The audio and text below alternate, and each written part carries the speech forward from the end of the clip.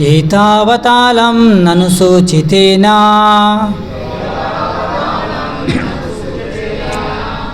ಏತಾವತಾಲಂ ನನು ಸೂಚಿತೇನ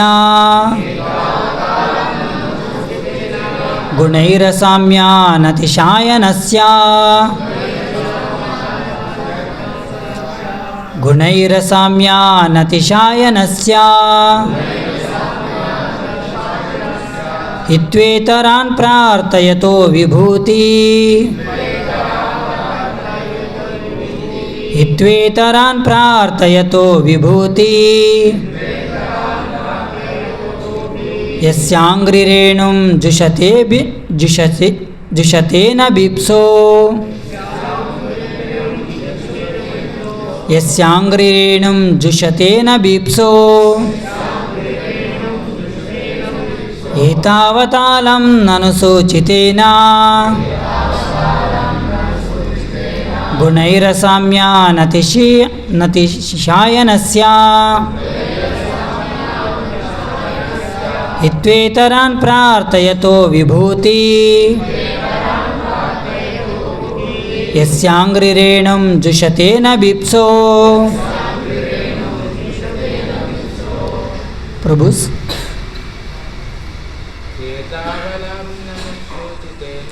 ಏತಾವತಾಲಂ ನನು ಸೂಚಿತೇನ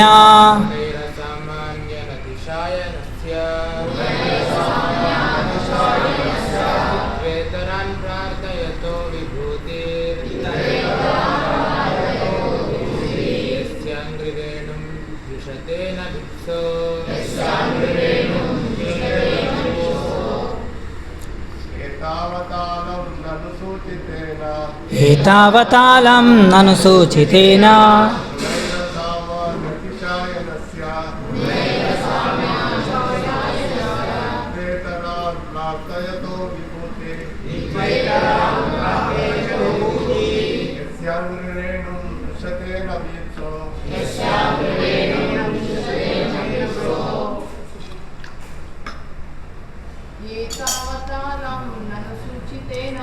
ಏತಾವತಾಲಂ ನನು ಸೂಚಿತೇನ ಗುಣೈರಸಾಮ್ಯಾನತಿಶಾಯನಸ್ಯ ಇತ್ವೇತರಾನ್ ಪ್ರಾರ್ಥಯತೋ ವಿಭೂತಿ ಯಸ್ಯಾಂಗ್ರಿರೇಣುಂ ಜುಷತೇನ ಬಿಪ್ಸೋ.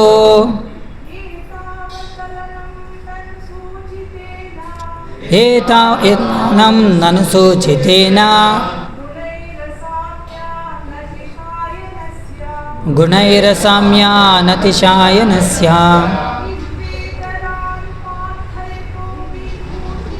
ಇತ್ವೇತರಾನ್ ಪ್ರಾರ್ಥಯತೋ ವಿಭೂತಿ ಯಸ್ಯಾಂಗ್ರಿರೇಣುಂ ಜುಷತೇನ ಬಿಪ್ಸೋ. ಅನುವಾದ: ಭಗವಂತನು ದೇವೋತ್ತಮ ಪರಮ ಪುರುಷನು ಅನಂತನು ಮತ್ತು ಅವನಿಗೆ ಸಮಾನರಾದವರು ಬೇರೆ ಯಾರೂ ಇಲ್ಲ ಎಂಬುದು ಈಗ ಶತಸಿದ್ಧವಾಯಿತು. ಆದ ಕಾರಣ ಯಾರು ಕೂಡ ಅವರನ್ನು ಸಂಪೂರ್ಣವಾಗಿ ವಿವರಿಸಲಾರರು. ಮಹಾ ದೇವತೆಗಳು ಕೂಡ ಪ್ರಾರ್ಥನೆಗಳಿಂದ ಸಹ ಭಾಗ್ಯಲಕ್ಷ್ಮಿಯ ಕೃಪಾ ಕಟಾಕ್ಷವನ್ನು ಪಡೆಯಲಾರರು. ಆದರೆ ಅದೇ ದೇವಿಯು ಭಗವಂತನಿಗೆ ಅಂತಹ ಸೇವೆಯ ಅಗತ್ಯವಿಲ್ಲವಾದರೂ ಆತನ ಸೇವೆ ಮಾಡುತ್ತಿದ್ದಾಳೆ. ಭಾವಾರ್ಥ: ಕೃಷ್ಣ ಕೃಪಾಮೂರ್ತಿ ಅಭಯಚರಣಾರ ಭಕ್ತಿವೇದಾಂತ ಸ್ವಾಮಿ ಶ್ರೀಲ ಪ್ರಭುಪಾದರಿಂದ ದೇವೋತ್ತಮ ಪರಮ ಪುರುಷನು ಅಥವಾ ಪರಮೇಶ್ವರ ಪರಬ್ರಹ್ಮನು ಶ್ರುತಿಗಳ ಪ್ರಕಾರ ಮಾಡಬೇಕಾದದ್ದು ಏನೂ ಇಲ್ಲ. ಆತನಿಗೆ ಸಮಾನರಾದವರು ಯಾರೂ ಇಲ್ಲ ಅಥವಾ ಯಾರೂ ಅವನನ್ನು ಮೀರಿಸುವುದು ಶಕ್ಯವಿಲ್ಲ. ಆತನಿಗೆ ಅಪರಿಮಿತ ಶಕ್ತಿಗಳಿವೆ ಮತ್ತು ಅವನ ಪ್ರತಿಯೊಂದು ಕ್ರಿಯೆಯು ವ್ಯವಸ್ಥಿತವಾಗಿ ಆತನಿಗೆ ಸ್ವಾಭಾವಿಕವಾದ ಮತ್ತು ಸಮರ್ಪಕವಾದ ರೀತಿಯಲ್ಲಿ ನಡೆಯುತ್ತಾ ಇರುತ್ತದೆ. ಆದ ಕಾರಣ ದೇವೋತ್ತಮ ಪರಮ ಪುರುಷನು ಸ್ವಯಂಪೂರ್ಣನಾಗಿದ್ದಾನೆ. ಬ್ರಹ್ಮನಂತಹ ಮಹಾದೇವತೆಗಳು ಸೇರಿದಂತೆ ಭಗವಂತನು ಯಾರಿಂದಲೂ ಏನನ್ನೂ ಪಡೆಯಬೇಕಾಗಿಲ್ಲ. ಬೇರೆಯವರು ಲಕ್ಷ್ಮಿಯ ಕೃಪಾ ಕಟಾಕ್ಷವನ್ನು ಬೇಡುತ್ತಾರೆ. ಎಷ್ಟೇ ಬೇಡಿದರೂ ಆಕೆ ಕೃಪೆ ತೋರಿಸುವುದಿಲ್ಲ. ಆದರೆ ಆ ಲಕ್ಷ್ಮಿಯು ದೇವೋತ್ತಮ ಪರಮ ಪುರುಷನ ಭಗವಂತನು ಬಯಸದಿದ್ದರೂ ಕೂಡ ತಾನಾಗಿಯೇ ಆತನ ಸೇವೆಯಲ್ಲಿ ತೊಡಗಿದ್ದಾಳೆ.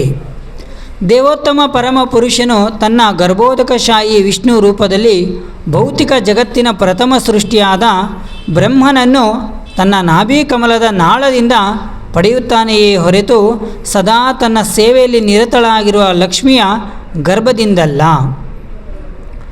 ಭಗವಂತನು ಹೇಗೆ ಸರ್ವತಂತ್ರ, ಸ್ವತಂತ್ರ ಮತ್ತು ಪರಿಪೂರ್ಣ ಎನ್ನುವುದಕ್ಕೆ ಇವು ಕೆಲವು ಉದಾಹರಣೆಗಳು.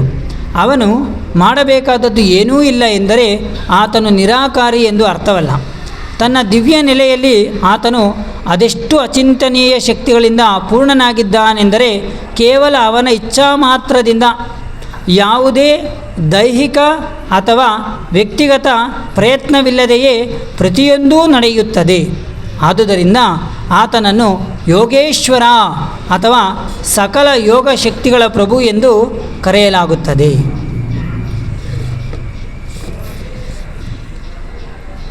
ಓಂ ಅಜ್ಞಾನತಿಮಿರಾಂಧಸ್ಯ ಜ್ಞಾನಾಂಜನಶಲಾಕಯಾ ಚಕ್ಷುರುನ್ಮೀಲಿತಂ ಯೇನ ತಸ್ಮೈ ಶ್ರೀ ಗುರವೇ ನಮಃ. ನಮಃ ಓಂ ವಿಷ್ಣುಪಾದಾಯ ಕೃಷ್ಣಪೃಷ್ಠಾಯ ಭೂತಲೆ ಶ್ರೀಮತೆ ಭಕ್ತಿವೇದಾಂತ ಸ್ವಾಮಿನಿತಿ ನಾಮಿನೇ. ನಮಸ್ತೆ ಸಾರಸ್ವತೆ ದೇವಿ ಗೌರವಾಣಿ ಪ್ರಚಾರಿಣಿ ನಿರ್ವಿಶೇಷ ಶೂನ್ಯವಾದಿ ಪಾಶ್ಚಾತ್ಯದೇಶತಾರಿಣಿ. ಜಯ ಶ್ರೀ ಕೃಷ್ಣ ಚೈತನ್ಯ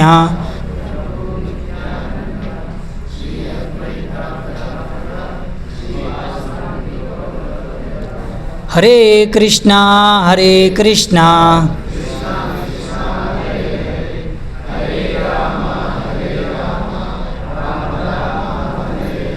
ಹರೇ ಕೃಷ್ಣ ಹರೇ ಕೃಷ್ಣ ಕೃಷ್ಣ ಕೃಷ್ಣ ಹರೇ ಹರೇ ಹರೇ ರಾಮ ರಾಮ ರಾಮ ಹರೇ ಹರೇ. ಹರೇ ಕೃಷ್ಣ ಹರೇ ಕೃಷ್ಣ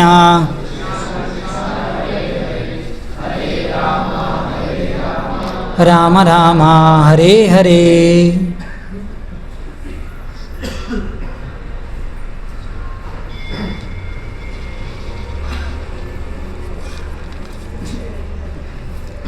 ಹರೇ ಕೃಷ್ಣ. ಇವತ್ತಿನ ವಿಷಯ, ಈ ಒಂದು ಶ್ಲೋಕದ ಹಿನ್ನೆಲೆಯನ್ನು ನಾನು ಹೇಳ್ತೀನಿ. ಅಧ್ಯಾಯ 18 ಪರೀಕ್ಷಿತ ಮಹಾರಾಜನಿಗೆ ಬ್ರಾಹ್ಮಣ ಕುಮಾರನ ಶಾಪ. ಇವತ್ತಿನ ಶ್ಲೋಕ 20ನೇ ಶ್ಲೋಕದ ಹಿನ್ನೆಲೆ ಈ ಪ್ರಕಾರವಾಗಿದೆ. ಶ್ಲೋಕ 1ರಿಂದ ಶ್ಲೋಕ 10 ನಾವೇನನ್ನು ಅರ್ಥ ಮಾಡ್ಕೊಂಡಿದ್ದೇವೆ? ಪರೀಕ್ಷಿತನ ಜನನ, ಅವನ ಚಟುವಟಿಕೆಗಳು ಮತ್ತು ಕಲಿಯ ಜೊತೆ ಅವನ ಡೀಲಿಂಗ್ಸ್ ಯಾವ ರೀತಿ ಇತ್ತು ಅಂತ ನಾವು ಅರ್ಥ ಮಾಡ್ಕೊಂಡ್ವಿ. ಶ್ಲೋಕ 11ರಿಂದ ಶ್ಲೋಕ 17 ಈ ಒಂದು ವಿಭಾಗದಲ್ಲಿ ಋಷಿ ಮುನಿಗಳಿಗೆ ಕೃಷ್ಣನ ಕತೆ ಕೇಳಲು ಎಷ್ಟು ಕಾತರ ಇತ್ತು, ಆ ಒಂದು ಕೇಳುಗರ ಲಕ್ಷಣಗಳು ಏನಾಗಿರುತ್ತೆ, ಹೇಳುಗರ ಲಕ್ಷಣಗಳು ಏನಾಗಿರುತ್ತೆ ಅನ್ನೋದನ್ನು ನಾವು ಅರ್ಥ ಮಾಡ್ಕೊಂಡ್ವಿ. ಇನ್ನು ಹಿಂದಿನ ಕಡೆಯ ಸೆಷನಲ್ಲಿ ಶ್ಲೋಕ 18ರಿಂದ ಟೋಟಲ್ 18ರಿಂದ 23 ಅಷ್ಟರಲ್ಲಿ ಏನು ಚರ್ಚೆ ಮಾಡ್ತೀವಿ ಅಂದರೆ, ಸೂತ ಗೋಸ್ವಾಮಿಗಳು ಅವರ ವಿನಮ್ರತೆ ಭಾವ, ನಮ್ರತೆಯ ಭಾವ ಮತ್ತು ಆ ಭಗವಂತನ ಗುಣಗಾನ ನೇರವಾಗಿ ಸೂತ ಗೋಸ್ವಾಮಿಗಳೇ ಮಾಡ್ತಾರೆ. ಕಳೆದ 18 ಮತ್ತು 19ರಲ್ಲಿ ಏನು ಚರ್ಚೆ ಮಾಡಿದ್ದು ಅಂದರೆ, ಭಗವಂತನ ಪವಿತ್ರ ನಾಮದ ಮತ್ತು ವೈಷ್ಣವರ ಸೇವೆಯ ಮಹತ್ವದ ಬಗ್ಗೆ ಪೂಜ್ಯ ಚಕ್ರಪಾಣಿ ಪ್ರಭುಗಳು ನಿಮಗೆ ತಿಳುವಳಿಕೆಯನ್ನು ಕೊಟ್ಟಿದ್ದಾರೆ. ಶ್ಲೋಕ 20 ಮತ್ತು 22ರಲ್ಲಿ ಆ ಭಗವಂತನ ದೇವೋತ್ತಮ ಪರಮ ಪುರುಷ ಕೃಷ್ಣ, ಅವನ ಸಾಟಿ ಇಲ್ಲದಂತಹ ಭಗವಂತನ ಮಹಿಮೆ ಮತ್ತು ಅವನ ಸ್ಥಾನ, ಅದರಲ್ಲೂ ಕೂಡ ಇವತ್ತಿನ ಶ್ಲೋಕದಲ್ಲಿ ವಿಶೇಷವಾಗಿ ಭಗವಂತನಿಗೆ ಯಾರೂ ಸಮಾನರಲ್ಲ, ಅವನನ್ನು ಮೀರಿದವರು ಯಾರೂ ಇಲ್ಲ. ಇಷ್ಟೆಲ್ಲ ಇರುವಂತಹ ಭಗವಂತ ಏನೂ ಕೆಲಸ ಮಾಡೋ ಅವಶ್ಯಕತೆಯೂ ಇಲ್ಲ. ಮತ್ತು ಅವನು ಸ್ವತಂತ್ರನು. ಭಾಗ್ಯ ದೇವತೆಯಾದಂಥ ಲಕ್ಷ್ಮಿಯೂ ಕೂಡ ಅವನ ಸೇವೆಯನ್ನು ಮಾಡ್ತಾರೆ. ಅವನಲ್ಲಿ ಅಚಂತನೀಯವಾದಂತಹ ಶಕ್ತಿಗಳಿವೆ. ಹಾಗಾಗಿ ಅವನು ಯೋಗೇಶ್ವರ. ಇಷ್ಟೆಲ್ಲ ಇರುವಂತಹ ಯೋಗೇಶ್ವರ ಕೃಷ್ಣ ಯಾರು ಅಂದರೆ ಅವನೇ ಭಗವಂತ ಅನ್ನೋದನ್ನು ಶ್ಲೋಕ 21 ಹೇಳ್ತಾರೆ. ಸೊ ಇವತ್ತು ನಾವು ಇಷ್ಟನ್ನು ಸ್ವಲ್ಪ ವಿಸ್ತಾರವಾಗಿ ತಿಳುವಳಿಕೆಯನ್ನು ಪಡಿತೀವಿ.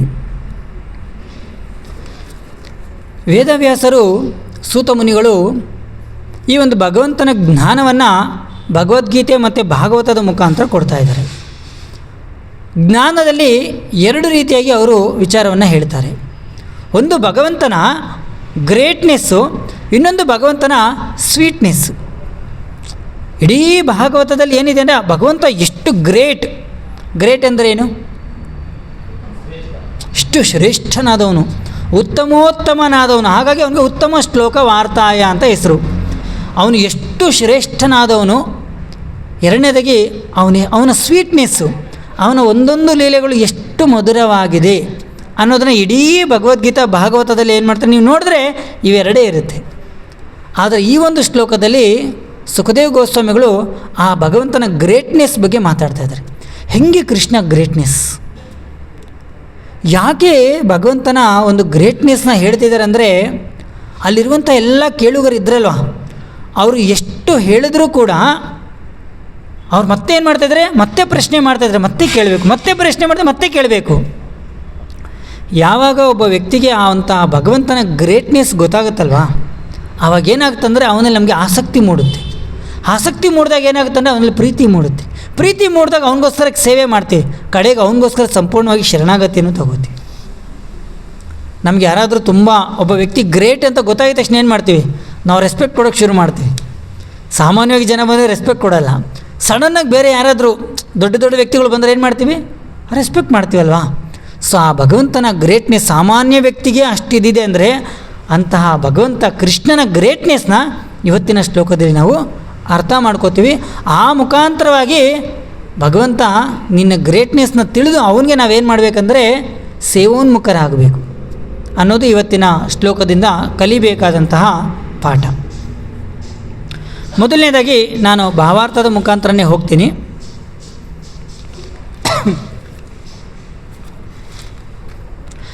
ದೇವೋತ್ತಮ ಪರಮ ಪುರುಷನು ಅಥವಾ ಪರಮೇಶ್ವರ ಪರಬ್ರಹ್ಮನು ಶ್ರುತಿಗಳ ಪ್ರಕಾರ ಮಾಡಬೇಕಾದದ್ದು ಏನೂ ಇಲ್ಲ.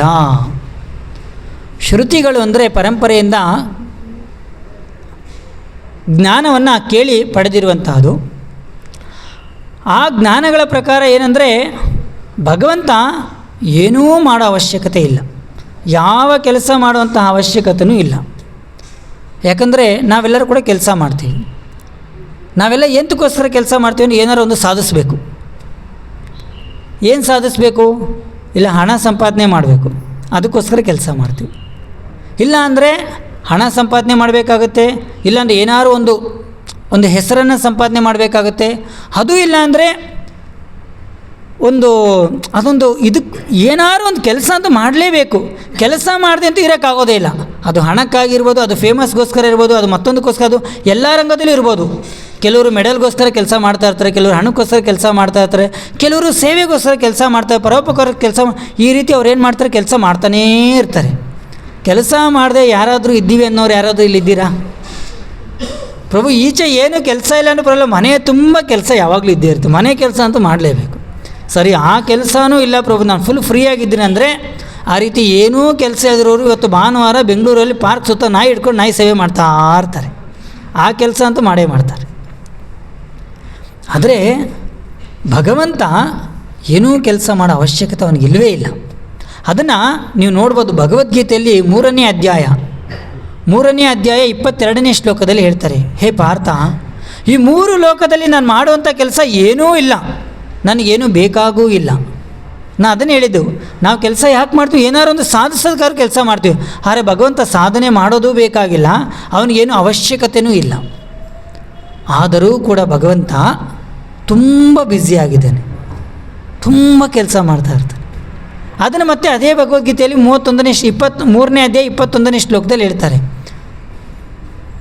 ಯದ್ಯದ್ದಾಚರತು ಶ್ರೇಷ್ಠೋ ತದ್ದದ್ದೇವತರೋ ಜನಃ. ನೀವು ಯಾವಾಗ ದ್ವಾರಕಾ ಲೀಲೆಯನ್ನು ನೋಡಿ, ಯಾವಾಗ ನಾರದ ಮುನಿಗಳು ದ್ವಾರಕಾಪುರಿಯನ್ನು ಪ್ರವೇಶ ಮಾಡ್ತಾರೆ, ಪ್ರವೇಶ ಮಾಡಿದಾಗ ಅಲ್ಲಿ ಸುಮಾರು ಭಗವಂತ ಎಷ್ಟು ಜನ ಹೆಂಡತಿಯರು?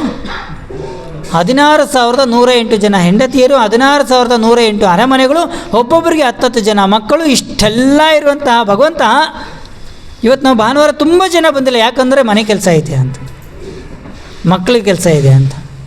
ಇಷ್ಟೆಲ್ಲ ಇರುವಂಥ ಕೆಲಸ, ಇಷ್ಟೆಲ್ಲ ಇರುವಂಥ ಭಗವಂತ ಯಾವಾಗಲೂ ಬ್ಯುಸಿಯಾಗಿರ್ತಾನೆ. ನೀವೆಲ್ಲ ಭಾಗವತದಲ್ಲಿ ಓದಿರ್ತೀರಿ, ಈಗ ಆಲ್ರೆಡಿ ಅದೆಲ್ಲ ಕಂಪ್ಲೀಟ್ ಮಾಡಿರ್ತೀರ ನೀವೆಲ್ಲ. ಭಗವಂತ ಒಂದು ಕಡೆ ಯಜ್ಞಗಳನ್ನು ಮಾಡಿಸ್ತಾ ಇರ್ತಾನೆ, ಇನ್ನೊಂದು ಕಡೆ ದಾನಗಳನ್ನು ಮಾಡ್ತಾ, ಇನ್ನೊಂದು ಕಡೆ ತನ್ನ ದಿನನಿತ್ಯದ ಕರ್ಮಗಳನ್ನು ಮಾಡ್ತಾ ಇದ್ದಾನೆ, ಇನ್ನೊಂದು ಕಡೆ ಮಕ್ಕಳಿಗೆ ಪಾಲನೆ ಪೋಷಣೆಯನ್ನು ಮಾಡ್ತಾ, ಇನ್ನೊಂದು ಕಡೆ ಹೇಳ್ಕೊಡ್ತಾ ಇದ್ದಾನೆ, ಇನ್ನೊಂದು ಕಡೆ ಇಷ್ಟೆಲ್ಲ ವಿಚಾರಗಳನ್ನು ಭಗವಂತ ಮಾಡ್ತಾ ಇದ್ದಾನೆ.